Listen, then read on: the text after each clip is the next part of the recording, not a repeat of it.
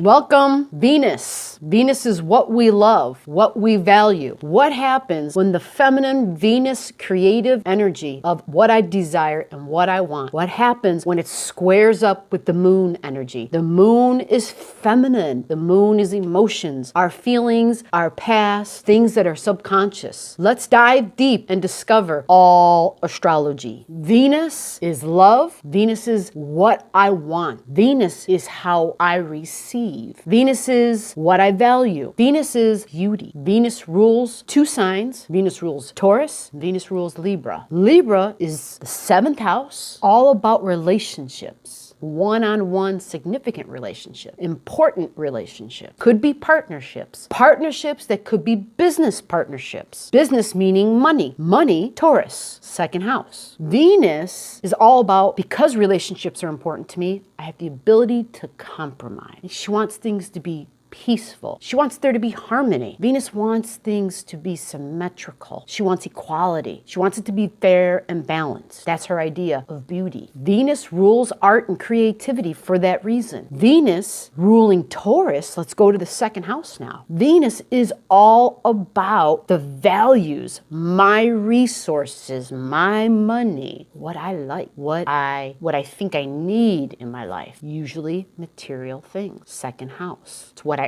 own. This is mine, right? Venus. And here comes Pretty Kitty to join the party. This is Zoe. Venus, remember, self-love. How do I love myself? Find out where Venus is in your chart. What sign? I'm sorry for the shaking. I've got cattails mixing in with wires. Find out where Venus is in your chart. Find out what sign Venus is in. And that will help you to understand how you receive. It'll take on elements, traits, qualities, and characteristics of the sign it's in, okay? I have my Venus in Aries as an example. Aries is young, right? It's the baby of the zodiac. So that could be young love, right? When it comes to relationships and love, you might be a little on the naive side, right? That's Venus in Aries. And you might be a little bit about, well, this is what I want. This is what I love. This is what I need, what I desire. It's Aries. And be very impulsive with it. Meaning you see something you like and right away it's like, I love that. Like that's Venus in Aries. Or I love you, right? That's Venus in Aries. Very quick to say the love word. Very quick to say I love something. Makes a very impulsive buyer as well, because Aries doesn't think things through. However, Aries can also, over time, like that fine wine, develop more of its thinking skills. And when the thinking skills occur, that's when Venus in Aries becomes a little bit more savvy, becomes a little bit more conscious about value, a little bit more aware of the quality and of beauty, because the opposing energy of Aries is Libra. So Aries very much has the ability to go to the other side, because what rules Libra? Venus. But we're not talking about that. We're focused on how does Venus relate to the moon. It is the month February, and it is the year 2020. But this video is timeless in the fact that as Venus transits through the sky and transits your chart, she could be squaring any of your Cancer energies or your specific moon or the transiting moon at any time, regardless of the year. So what you want to do, if you don't have your own chart, first of all, comment below. I'll get that to you. We'll hook each other up. We'll understand one another. I will help you out. Yes, baby. We're all here. You want to say hello? She wants a laugh. What you want to do then is recognize that the sign Cancer and the moon are the same thing. So wherever Cancer is in your chart, that helps you to understand your moon and vice versa. When Venus and the moon square up, like right now it's February 2020, and we have Venus and Aries squaring exactly, like it's February 13th, February 14th, squaring exactly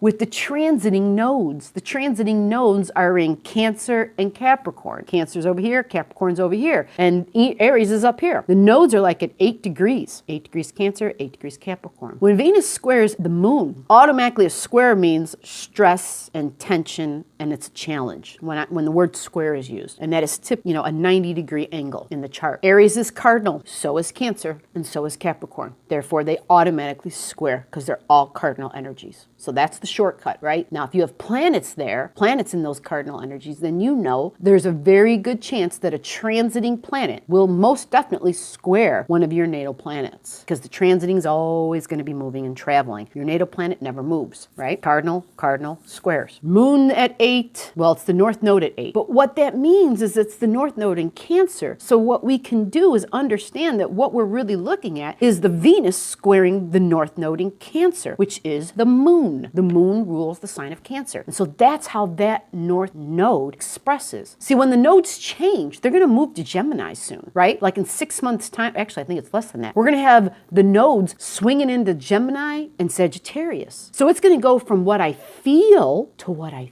think and what I believe. Gemini is thinking and communication. Sagittarian energy is my beliefs, my religion, my philosophy, my higher learning. So that's where the new moons or nodes are going to move to. And at that time, those nodes will take on the qualities of those signs. So right now, we're amidst the North Node in Cancer, feminine, squaring up with Venus in Aries. Venus in Aries takes on a masculine type of quality. It's definitely more about self and assertions, self-assertions. The moon is the feminine. So typically what this means is you have times that you're facing where there can be, depending upon where this happens in your chart, like if you're in a committed one-on-one relationship, we're already in a time right now where Venus and Mars are taking separate paths.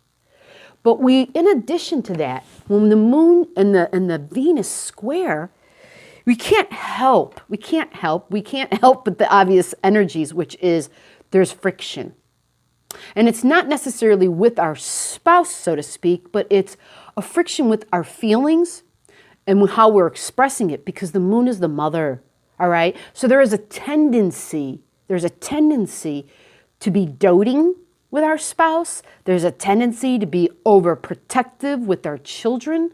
You see what happens? There becomes this, especially if you're in a relationship with somebody, it becomes this, there's a saying I'm hearing, and it's this, I want a lover, not a mother type of feeling to it, to the person who's on the of this, okay? And so we want to be aware of what's going on, because then we can understand the big picture, and we can be like, okay, well, this is that. No wonder it feels like oil and water, right? And so because Venus is the feminine energy, and because the moon is feminine energy, there's also a tendency for feminine, right? Which means either it's strong, prominent feminine energies, or women in general not getting along with other women possible, right? And if you're a guy, then you might have problems with getting along with females right now, okay? So I wanted to just frequency energy blast to say, you know what? This is also going on right now. And this could also be going on in your chart at multiple times throughout your lifetime. So use this timelessness knowledge here in this video to come back and look at it time and again to understand that when this kind of stuff is occurring, it's a kind of, you need to recognize the cues and the signs and back off, right? Because otherwise, energies can escalate. We also have an out-of-bounds Mars right now. We also have, there's a lot of intensity happening, right? A lot of folks getting less sleep than normal. So there's just a complex layer of things. So this was Venus squaring the moon. Emotions, heightened emotions. Keep that in mind.